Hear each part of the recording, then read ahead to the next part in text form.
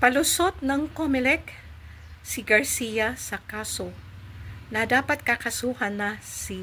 makasuhan dapat si Escudero sa kanyang kasong kanyang inamin na tumanggap siya ng 30 million para sa kanyang campaign sa 2022 election. Ginawa ng paraan ni Garcia para makalusot o maprotektahan si Escudero sa kanyang kaso. Sa buhatan ba ito?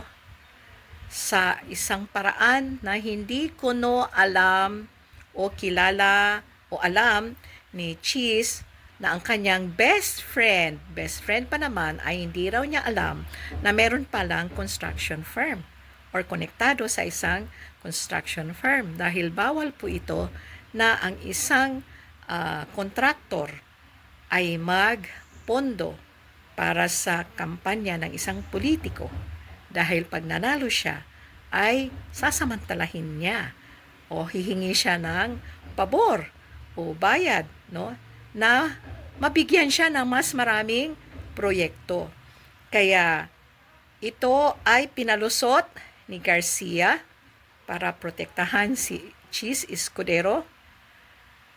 Ay nako, walang maniniwala sa inyong palusot.